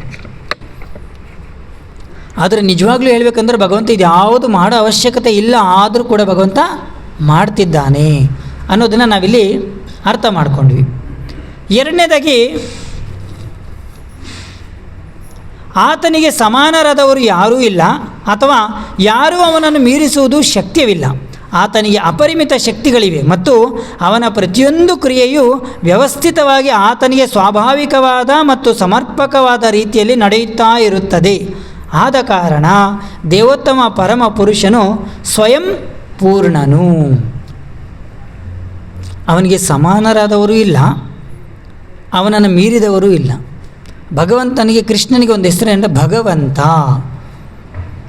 ಷಡೈಶ್ವರ್ಯ ಅಂದರೆ 6 ಐಶ್ವರ್ಯಗಳನ್ನು ಸಂಪೂರ್ಣವಾಗಿ ಉಳ್ಳವನು. ಭಗವಂತನಲ್ಲಿರುವಂಥ 6 ಐಶ್ವರ್ಯ ಯಾವುದು? ಪೂರ್ಣ ಸೌಂದರ್ಯ, ಆಮೇಲೆ ಪೂರ್ಣ ಶಕ್ತಿವಂತ, ಪೂರ್ಣ ಕೀರ್ತಿ ಇರೋನು, ಪೂರ್ಣ ಸಂಪತ್ತಿರೋನು, ಪೂರ್ಣ ಜ್ಞಾನ, ಪೂರ್ಣ ವೈರಾಗ್ಯ. ಇದೆಲ್ಲವೂ ಸಂಪೂರ್ಣವಾಗಿ ಪರಿಪೂರ್ಣವಾಗಿ ಓಂ ಪೂರ್ಣಮದ ಪೂರ್ಣಮಿದಂ ಪೂರ್ಣಾತ್ ಪೂರ್ಣಮುದಚ್ಯತೆ ಪರಿಪೂರ್ಣವಾಗಿ ಇರೋದು ಯಾರಲ್ಲಿ ಅಂದರೆ ಅದು ಕೃಷ್ಣನಲ್ಲಿ ಮಾತ್ರ. ಪ್ರಭು, ನನ್ನಲ್ಲೂ ಶಕ್ತಿ ಐತೆ, ನನ್ನಲ್ಲೂ ಅಂದ ಇದೆ. ಯೌವನದಲ್ಲಿದ್ದಾಗ ಅಂದ ಇರುತ್ತಲ್ಲ, ನನ್ನಲ್ಲೂ ಅಂದ ಇದೆ, ನನ್ನಲ್ಲೂ ಶಕ್ತಿ ಇದೆ, ನನ್ನಲ್ಲೂ ಜ್ಞಾನ ಇದೆ. ಆದರೆ ನಮ್ಮ ಜ್ಞಾನ ಹೆಂಗೆ ಗೊತ್ತಾ? ಕ್ಯಾಂಡ್ಲು ಬೆಳಕು ಕೊಡುತ್ತೆ, ದೀಪನೂ ಬೆಳಕು ಕೊಡುತ್ತೆ. ನೋಡಿ, ಲೈಟ್ ಇದೆ, ಲೈಟು ಬೆಳಕು ಕೊಡ್ತಾ ಇದೆ. ಸ್ಟೇಡಿಯಮಲ್ಲಿರೋ ಲೈಟು ಫುಲ್ಲು ಬೆಳಕು ಕೊಡ್ತಾ ಇದೆ. ಇದೆಲ್ಲ ಬೆಳಕು ಸೂರ್ಯನ ಬೆಳಕಿಗೆ ಸಮ ಅಂತ ಹೇಳೋಕ್ಕಾಗತ್ತಾ? ಆ ಪ್ರಕಾರ ನಮ್ಮದು. ಆದರೆ ಭಗವಂತ ಪರಿಪೂರ್ಣ, ಹಾಗಾಗಿ ಅವನಿಗೆ ಯಾರೂ ಸಮಾನರಲ್ಲ, ಯಾರೂ ಅವನಿಗಿಂತ ಮೇಲೂ ಇಲ್ಲ. ಇದು ದೇವತೆಗಳ ವಿಚಾರದಲ್ಲೂ ನಾವು ನೋಡಿದಾಗ ಯಾರಿಗೆ ಏನೇ ಕಷ್ಟ ಬಂದರೂ ಮೊರೆ ಹೋಗೋದು ಯಾರಿಗೆ? ಭಗವಂತನಿಗೆ. ದೇವತೆಗಳಿಗೆ ಅಸುರರು, ರಾಕ್ಷಸರು ಎಲ್ಲರೂ ಕೂಡ ಏನಾದ್ರು ಕಾಟ ಕೊಟ್ಟಾಗ ತಕ್ಷಣ ಏನು ಮಾಡ್ತಾರೆ? ಭಗವಂತನ ಹತ್ರ ಕೊಡೋಗ್ತಾರೆ. ಬ್ರಹ್ಮದೇವರು ಕೂಡ ವರಗಳನ್ನೇನೋ ಕೊಟ್ಬಿಡ್ತಾರೆ. ವರ ಕೊಟ್ಟಾದ್ಮೇಲೆ ಮತ್ತೆ ಹಿರಣ್ಯಕಶಿಪು ವರ ಕೊಟ್ಬಿಟ್ರು. ಆದರೆ ಆ ವರದಿಂದ ಏನೆಲ್ಲ ಅನಾಹುತ ಆಯಿತು, ಮತ್ತೆ ಕಾಪಾಡುವಂತ ಹೋಗಿದ್ದು ಮತ್ತೆ ಭಗವಂತನ ಹತ್ರ. ಈ ಪ್ರಕಾರವಾಗಿ ಏನೇ ಇತ್ತಂದರೂ ಕೂಡ ಎಲ್ಲರೂ ಕೂಡ ಭಗವಂತನ ಮೇಲೆ ಏನಾಗಿರ್ತಾರೆ? ನಿರ್ಭರ ಆಗಿರ್ತಾರೆ. ಅವ್ರು ಮಾತ್ರ ಅಲ್ಲ, ನಾವು ಅಷ್ಟೇ. ನಾವು ಏನೇ ಮಾಡಬೇಕಂದ್ರೂ ಕೂಡ ನಮಗೂ ಕೂಡ ಭಗವಂತನ ಹತ್ರಕ್ಕೆ ಹೋಗಬೇಕು. ಏನಿಲ್ಲ ಪ್ರಭು, ನಾವು ಮನೆ ಕಟ್ಟಬೇಕಾದ್ರೆ ಭಗವಂತನ ಹತ್ರಕ್ಕೆ ಏನೂ ಹೋಗಿಲ್ಲ. ಆದರೆ ಮನೆ ಕಟ್ಟಬೇಕಂದ್ರೆ ಪಂಚಭೂತಗಳೆಲ್ಲವೂ ಕೂಡ ಭಗವಂತಂದೇ. ಅದು ಮಣ್ಣಿರಲಿ, ನೀರಿರಲಿ, ಗಾಳಿ ಇರಲಿ, ಮತ್ತೊಂದು ಏನೇ ಇರಲಿ, ನಾವು ನಿರ್ಭರರಾಗಿದ್ದು ಮತ್ತೆ ಭಗವಂತನ ಮೇಲೇನೇನೆ. ಹಾಗಾಗಿ ಈ ಒಂದು ವಿಚಾರದಲ್ಲಿ ನಾವೇನು ಅರ್ಥ ಮಾಡ್ಕೊಂಬಂದರೆ, ಅವನಿಗೆ ಯಾರೂ ಕೂಡ ಸಮಾನರಿಲ್ಲ, ಅವನಿಂದ ಯಾರೂ ಕೂಡ ಮೇಲೇನೂ ಕೂಡ ಇಲ್ಲ. ಮತ್ತು ಅದನ್ನು ಹೇಳಿ ನೆಕ್ಸ್ಟ್ ಹೇಳ್ತೆ, ಬ್ರಹ್ಮನಂತಹ ಮಹಾದೇವತೆಗಳು ಸೇರಿದಂತೆ ಭಗವಂತನು ಯಾರಿಂದಲೂ ಏನನ್ನೂ ಪಡೆಯಬೇಕಾಗಿಲ್ಲ. ಮಿಕ್ಕವರು ಎಲ್ಲರೂ ಕೂಡ ಅವ್ರ ಮೇಲೆ ಡಿಪೆಂಡ್ ಆಗಿದ್ದೀವಿ. ದೇವತೆಗಳಿಂದ ಹಿಡಿದು ಸಾಮಾನ್ಯ ಮನುಷ್ಯರವರೆಗೂ, ಪ್ರಾಣಿ ಪಕ್ಷಿಗಳವರೆಗೂ 84 ಲಕ್ಷ ಜೀವರಾಶಿಗಳು ಎಲ್ಲರೂ ಕೂಡ ಭಗವಂತನ ಮೇಲೆ ಡಿಪೆಂಡ್ ಆಗಿದ್ದೀವಿ. ಆದರೆ ಭಗವಂತ ಯಾರ ಮೇಲೂ ಡಿಪೆಂಡ್ ಆಗಿಲ್ಲ. ನಮ್ಗೆ 10 ರೂಪಾಯಿ ಬೇಕಂದ್ರೆ ನಮ್ಮ ಅಪ್ಪನ ಕೇಳಬೇಕು. ಕಾಲೇಜ್ಗೆ ಹೋಗ್ಬೇಕಂದ್ರೆ ಬಸ್ ಪಾಸ್ಗೆ ಅಪ್ಪನ ಕೇಳಬೇಕು. ಹೌದಲ್ವಾ? ನಮಗೇನಾದ್ರು ಬೇಕಂದ್ರೆ ಇನ್ನೊಬ್ಬರ ಮೇಲೆ ಡಿಪೆಂಡ್ ಆಗಬೇಕು. ನೀವು ಏನೇ ಆ್ಯಕ್ಟಿವಿಟೀಸ್ ಮಾಡಿ ನೀವೇನಾಗಿರ್ಬೇಕಂದ್ರೆ ಇನ್ನೊಬ್ಬರ ಮೇಲೆ ಡಿಪೆಂಡ್ ಆಗಿರಬೇಕು. ನೀವು ತುಂಬ ಚೆನ್ನಾಗಿ ಸುಂದರವಾಗಿ ಕಾಣಿಸ್ಬೇಕಾ, ಮುಖ ಚೆನ್ನಾಗಿ ಹೊಳಿಬೇಕಾ, ಫೇರ್ ಆ್ಯಂಡ್ ಲವ್ಲಿ ಹಾಕ್ಕೋಬೇಕು. ಹೌದಲ್ಲ? ನೀವು ಚೆನ್ನಾಗಿ ಕಾಣಿಸ್ಬೇಕಂದ್ರೆ ನಾವಿಲ್ಲೆಲ್ಲ ಬರಬೇಕಂದ್ರೂ ಕೂಡ ಫುಲ್ ಫ್ರೆಶ್ ಅಪ್ ಆಗೇ ಬರ್ತೀವಿ, ಎದ್ದು ಹಾಗೇ ಬರಲ್ಲ. ಯಾಕೆ ಹೇಳಿ? ಮುಖ ಚೆನ್ನಾಗಿ ಕಾಣಿಸ್ಬೇಕಂದ್ರೆ ಫೇರ್ ಆ್ಯಂಡ್ ಲವ್ಲಿ ಇರಬೇಕು, ಪೌಡರ್ ಇರಬೇಕು, ಸೋಪ್ ಇರಬೇಕು, ಇವೆಲ್ಲವೂ ಇರಬೇಕು. ನಾನು ಚೆನ್ನಾಗಿ ಕಾಣಬೇಕಂದ್ರೂ ಕೂಡ ನಾನು ಸೋಪ್ ಮೇಲಾದ್ರೂ ಡಿಪೆಂಡ್ ಆಗಬೇಕು. ಇಲ್ಲ ಪ್ರಭು, ನಾನು ಸ್ವಲ್ಪ ಗಮ್ ಅನ್ನಬೇಕು, ದೇಹದಲ್ಲಂತೂ ಗಮ್ಮಿಲ್ಲ. ಗಮ್ ಅನ್ಬೇಕಂದ್ರೆ ಮತ್ತು ಪರ್ಫ್ಯೂಮ್ ಹಾಕ್ಕೋಬೇಕು, ಇದು ಹಾಕ್ಕೋಬೇಕು, ಇದೆಲ್ಲ ಹಾಕ್ಕೋಬೇಕು. ಹೌದಲ್ವ? ಪ್ರಭು ನಾನು ಸ್ವಲ್ಪ ಫಿಟ್ಟಾಗಿ ಕಾಣಿಸ್ಬೇಕಂದ್ರೆ ನೀನು ಜಿಮ್ಗೆ ಹೋಗಬೇಕು. ಹೌದಲ್ವ? ಒಟ್ಟಿನಲ್ಲಿ ನೀವು ಏನೇ ಮಾಡಬೇಕು, ನೀವು ಸ್ವಲ್ಪ ಚೆನ್ನಾಗಿರಬೇಕು, ಹೇಗೆ ಇರಬೇಕಂದ್ರೂ ಕೂಡ ನೀವು ಇನ್ನೊಬ್ಬರ ಮೇಲೆ ಡಿಪೆಂಡ್ ಆಗಿರಬೇಕು. ಆದರೆ ಭಗವಂತ ಹಾಗಲ್ಲ. ಭಗವಂತ ಯಾರ ಮೇಲೂ ಡಿಪೆಂಡ್ ಆಗಿಲ್ಲ. ಅವನಿಗೆ ಯಾವ ಪರ್ಫ್ಯೂಮೂ ಬೇಕಾಗಿಲ್ಲ. ಸುಗಂಧ ಅಂಗ ಸೌರಭಂ ಊರೋ ವಿರಾಜಿ ಕೌಸ್ತುಭಂ ಸ್ಪೃಶ್ರೀವಾಸ್ತ ಲಾಂಛನಂ ಶ್ರೀನಂದನಂದನಾಷ್ಟಕಂ. ಆ ನಂದನಂದನಂಗೆ ಅವನಿಗೆ ಯಾವ ಸುಗಂಧ, ಅವನ ದೇಹನೇ ಸುಗಂಧ ಭರಿತವಾಗಿರುತ್ತೆ. ಅವನು ನವಯೌವನಂಚ. ನಾವು ಕೂದಲು ವೈಟ್ಗೆ ಆಗಬಾರ್ದು ಅಂತ ನಾವು ಮ್ಯಾಕ್ಸಿಮಮ್ ಬಣ್ಣ ಹಾಕೋಬೋದು ಅಷ್ಟೇನೇ, ವಯಸ್ಸು ಹಾಗೆ ಆಗುತ್ತೆ ನೋಡಿ. ಅಟ್ಲೀಸ್ಟ್ ನಾವು ಬಣ್ಣದ ಮೇಲೂ ಡಿಪೆಂಡ್ ಆಗಿದ್ದೀವಿ ನಾವು. ಅರೆ ಭಗವಂತ ಹಾಗಲ್ಲ. ಅವನ ಅದ್ವೈತ ಮಚ್ಯುತ ಮನಾದಿ ಮನಂತ ರೂಪ ಮಾಧ್ಯಮ ಪುರಾಣ ಪುರುಷಂ ನವ ಯೌವನಂಚ. ಸದಾ ಯೌವನವಾಗಿರ್ತಾನೆ, ಯಾರ ಮೇಲೂ ಡಿಪೆಂಡೆನ್ಸಿ ಅವನಿಗಿಲ್ಲ. ಹಾಗಾಗಿ ಅವನೇನು ಅಂದರೆ ಅವನು ಸ್ವತಂತ್ರ. ನಾವು ಹುಟ್ಟಬೇಕಂದ್ರೆ, ನಮಗೊಂದು ಜನ್ಮ ಬೇಕಂದರೆ ತಂದೆ ತಾಯಿ ಅಂತ ಇರಬೇಕು. ಅವರು ಕಾರಣಕರ್ತರು, ಅವ್ರ ಮೇಲೆ ಡಿಪೆಂಡ್ ಆಗಿರ್ತೀವಿ. ಆದರೆ ಭಗವಂತನಿಗೆ ಯಾರು, ಅವನು ಅಜ, ಜನ್ಮನೇ ಇಲ್ಲ. ವಸುದೇವ ದೇವಕಿ ಅವ್ರಿಗೆ ಅಪ್ಪ ಅಮ್ಮ ಅಂದರೆ ಅವರ ಗರ್ಭದಲ್ಲೇನು ಹುಟ್ಟಿಲ್ಲ. ಅವನು ಸಾಕ್ಷಾತ್ತಾಗಿ ಭಗವಂತ ಚತುರ್ಮುಖ ವಿಷ್ಣು ಚತುರ್ಭುಜ ರೂಪದಲ್ಲಿ ಭಗವಂತನ ಮುಂದೆ, ಅವ್ರ ಮುಂದೆ ಬಂದು ನಿಂತ. ಅದು ಭಗವಂತ. ಯಾರ ಮೇಲೆ ಅವನೇನಾಗಿಲ್ಲ, ಡಿಪೆಂಡ್ ಆಗಿಲ್ಲ. ಸರಿ, ಮುಂದೆ ಹೇಳ್ತಾ ಇದ್ದಾರೆ ನೋಡಿ, ಇನ್ನೂ ಚೆನ್ನಾಗಿ ಹೇಳ್ತಿದ್ದಾರೆ. ಆದರೆ ಲಕ್ಷ್ಮಿಯು ಭಗವಂತನು ಬಯಸದಿದ್ದ, ಬೇರೆಯವರು ಲಕ್ಷ್ಮಿಯ ಕೃಪಾ ಕಟಾಕ್ಷವನ್ನು ಬೇಡುತ್ತಾರೆ. ಎಷ್ಟೇ ಬೇಡಿದರೂ ಆಕೆ ಕೃಪೆ ತೋರಿಸುವುದಿಲ್ಲ. ಆದರೆ ಆ ಲಕ್ಷ್ಮಿಯು ಭಗವಂತನು ಬಯಸದಿದ್ದರೂ ಕೂಡ ತಾನಾಗಿಯೇ ಆತನ ಸೇವೆಯಲ್ಲಿ ತೊಡಗಿದ್ದಾಳೆ. ನಾವೆಲ್ಲ ಡಿಪೆಂಡ್ ಆಗಿರೋದು ಯಾವುದ್ರ ಮೇಲೆ? ದುಡ್ಡಿದ್ರೇ ಎಲ್ಲ, ದುಡ್ಡಿದ್ರೆ ದುನಿಯಾ. ಕರೆಕ್ಟ್, ಚೆನ್ನಾಗಿ ಹೇಳಿದ್ರು. ನಾವು ಡಿಪೆಂಡ್ ಆಗಿರೋದೇ ಲಕ್ಷ್ಮಿ ಮೇಲೆ. ವರಮಹಾಲಕ್ಷ್ಮಿ ಹಬ್ಬ ಯಾವತ್ತು ಹೇಳಿ? 28, 21, ಕರೆಕ್ಟ್, 21 ವರಮಹಾಲಕ್ಷ್ಮಿ ಹಬ್ಬ. ಜನ್ಮಾಷ್ಟಮಿ ಯಾವತ್ತು? ವರಮಹಾಲಕ್ಷ್ಮಿ ಹಬ್ಬ 21 ಅಂತ ಜೋರಾಗಿ ಎಲ್ಲರೂ ಹೇಳ್ತಾರೆ. ಜನ್ಮಾಷ್ಟಮಿ ಯಾವತ್ತು ಅಂದರೆ ಸ್ವಲ್ಪ ಯೋಚನೆ ಮಾಡಬೇಕು. ಸೆಪ್ಟೆಂಬರಲ್ಲಿ ಯಾವತ್ತು? 5 ರಾಂಗು, 3 ರಾಂಗು, 4 ಕರೆಕ್ಟು. ಎಲ್ರಿಗೂ ಕೃಪಾ ಕಟಾಕ್ಷ ಬೇಕು, ಎಲ್ರಿಗೂ ಭಾಗ್ಯ ದೇವತೆ ಲಕ್ಷ್ಮೀದ ಕಟಾಕ್ಷ ಎಲ್ರಿಗೂ ಬೇಕು, ದೇವತೆಗಳಿಗೂ ಬೇಕು. ಆದರೆ ಎಷ್ಟು ಬೇಡಿದರೂ ಕೂಡ, ನೀವೆಷ್ಟೇ ಹಿಂದೆ ಹೋಗಿ ಎಷ್ಟೇ ವರಮಹಾಲಕ್ಷ್ಮಿ ವ್ರತ ಮಾಡಿ ನಾವು ಮಾಡ್ತಾನೇ ಇದ್ದೀವಿ, ಲಕ್ಷ್ಮಿ ಬರ್ತಾಳೆ ಅಂದ್ಕೊಂಡೇ ಇದ್ದೀವಿ, ವರ್ಷ ಮಾಡ್ತಾನೇ ಇದ್ದೀವಿ. ಒಂದು ಸರಿ ಲಕ್ಷ್ಮಿ ಬಂದ್ಬಿಟ್ಟಿದ್ರೆ ಮತ್ತೆ ಮಾಡ್ತಾ ಇರಲಿಲ್ಲ ನಾವು. ಆದರೆ ಬಂದಿಲ್ವಲ್ಲ, ಮಾಡ್ತಾನೇ ಇರ್ತೀವಿ. ಆದರೆ ಆ ಭಾಗ್ಯ ದೇವತೆ ಯಾರಿಗೂ ಒಲಿಯಲ್ಲ. ಆದರೆ ಯಾವಾಗ ನಾವು ಭಗವಂತನ ಸೇವೆಯನ್ನು ಬಯಸ್ತೀವಲ್ವಾ, ಅವನ ಯೋಗ್ಯತೆಯನ್ನು ನೋಡ್ಕೊಂಡು ಲಕ್ಷ್ಮೀದೇವಿ ಬರ್ತಾಳೆ. ಅಂತಹ ಲಕ್ಷ್ಮೀದೇವಿ ಯಾರ ಸೇವೆಯಲ್ಲಿದ್ದಾಳೆ ಅಂದರೆ, ಲಕ್ಷ್ಮೀ ಸಹಸ್ರ ಶತಸಂಭ್ರಮ ಸೇವ್ಯ ಮನಂ. ಸಹಸ್ರ ಲಕ್ಷ್ಮಿಯರು ಭಗವಂತನ ಪಾದ ಸೇವೆಯನ್ನು ಮಾಡ್ತಾ ಇದ್ದಾರೆ.